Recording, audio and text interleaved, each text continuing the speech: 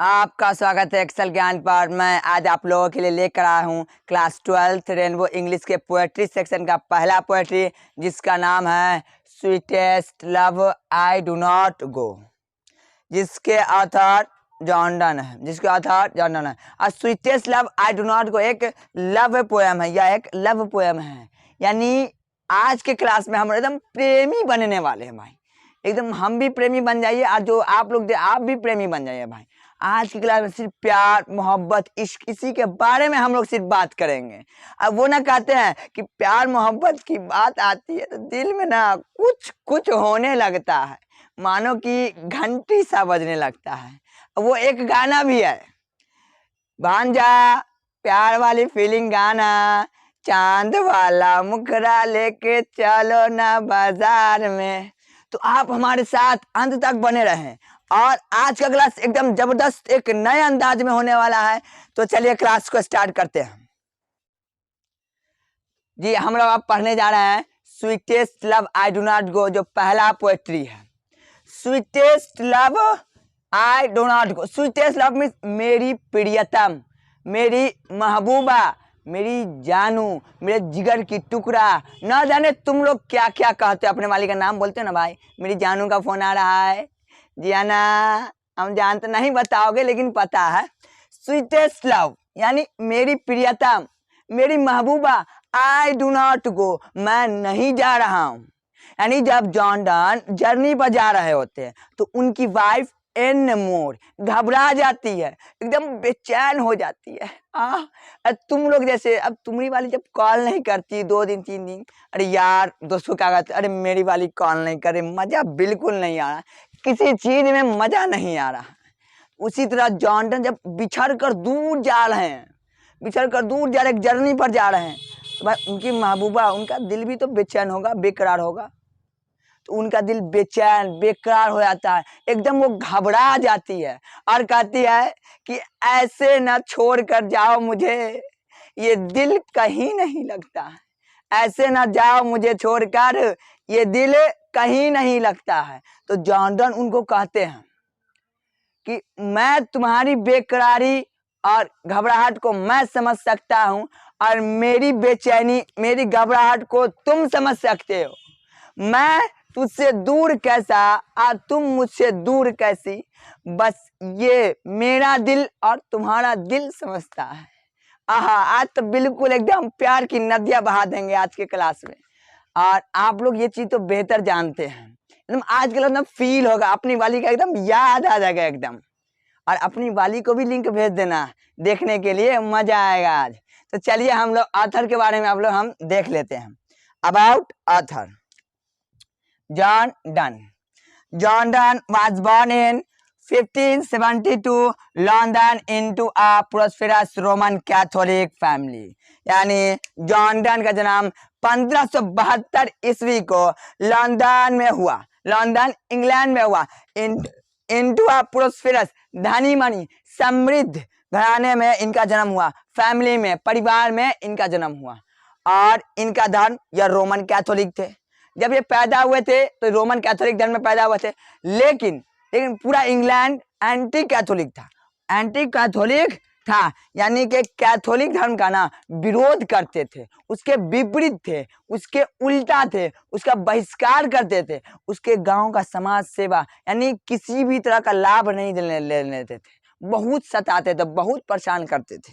देखिए आगे, John Donne leave Oxford University without a degree because his religion. यानी John Donne को Oxford university से निकाल दिया गया क्योंकि वह कैथोलिक धर्म के थे।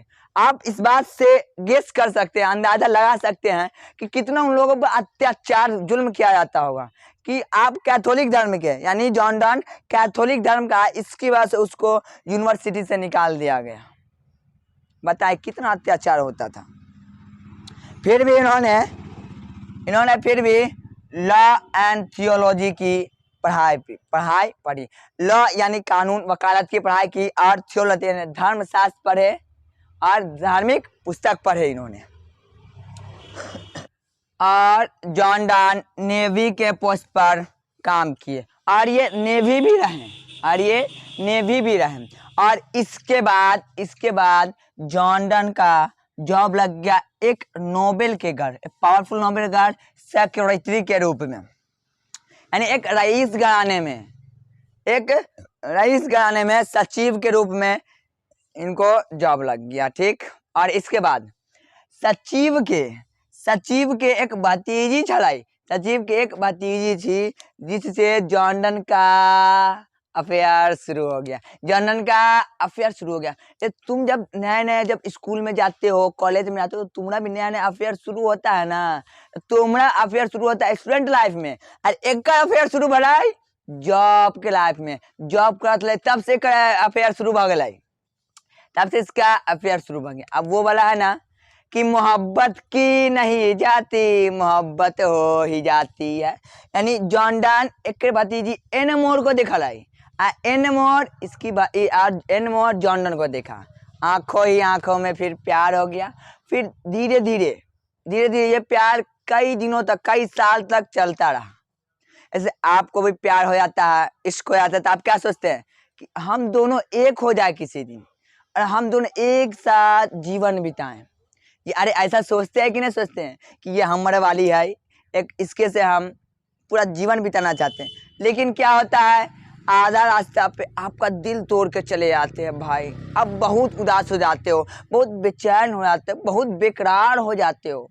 यार हम प्यार करके गलती किए, नहीं करना चाहिए प्यार, बहुत सारे थॉट्स आते हैं। लेकिन यहाँ पर जो जॉर्डन जो है ना, बहुत खुश नसीब है।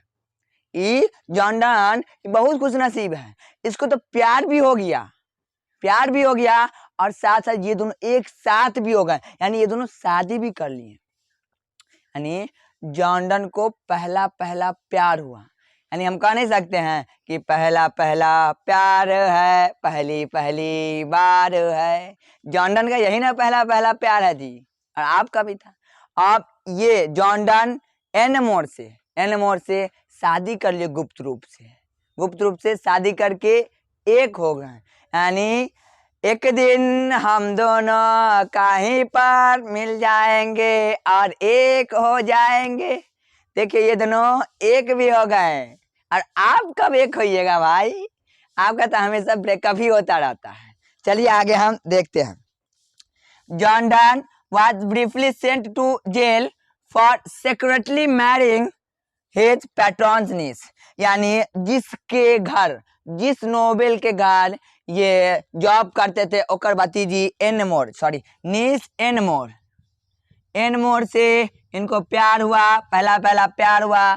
फिर गुप्त रूप से शादी कर लिए। फिर गुप्त रूप से शादी करने की वजह से जब ये बात पैट्रॉन्स को पता, यानी जिसके घर वो काम करते थे इस तरह से उसको पता चला, तो उसको पुलिस को काट दिए, जिसकी वजह से उसको कुछ दिनों के लिए जेल भी जाना पड़ा।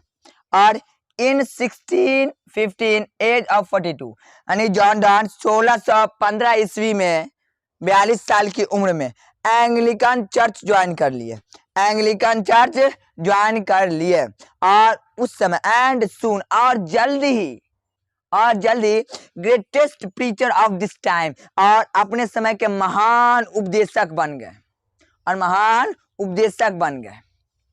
और अगला है कि Jordan is well known for, Jordan जाने जाते हैं songs and sonnet. Songs means आप समझते हैं, सोनेट यानी वैसा कविता जो 14 लाइन की हो उसको सोनेट कहते हैं। यह आपको ऑब्जेक्टिव में पूछ सकता है, ठीक, ध्यान में रखना है। और यह सटायर यानी ये चुटकुला टाइप का भी लिखा है, इन्होंने जॉर्डन चुटकुले टाइप का भी लिखे हैं। और इलीगीज यानी शोक गीत, दुख वाला गीत। जब तुम्हारी वाली का जब ब्रेकअप हो जाता है तो तुम जो दुख वाला जो कितना दुख फील होता है, उस टाइप का भी दुखी वाला भी इन्होंने भी गाना लिखा है।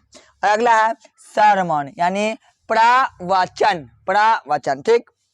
और Jordan is a metaphysical poet. Jordan एक मेटाफिजिकल पोएट है। मेटा मीन्स होता है beyond, beyond. And physical means होता है द फिजिकल वर्ल्ड। यानी मेरा फिजिकल का मतलब हुआ कि इस दुनिया से बिल्कुल अलग, एकदम जुदा, जिसका जवाब साइंस के पास भी नहीं है, जिसका जवाब साइंस के पास भी नहीं है, उसको मेटाफिजिकल कहते हैं। आ टर्म मेटाफिजिकल कॉइन किए थे सैम्यूल जॉनसन। ये आपके एग्जाम के लिए नहीं है, फिर भी बता दिए हैं कि मेटाफिजिकल टर्म कॉइन किए थे सैम्यूल जॉनसन। उम्मीद करता हूं कि यह क्लास आपको समझ में आया होगा। अगर इस क्लास का समरी चाहिए, यानी sweetest love I do not go का समरी चाहिए, तो डिस्क्रिप्शन में लिंक है, आप वहां जाकर विजिट कर सकते हैं। तो हम लोग मिलते हैं अगले क्लास में इसके एक्सप्लेनेशन के साथ। Thank you.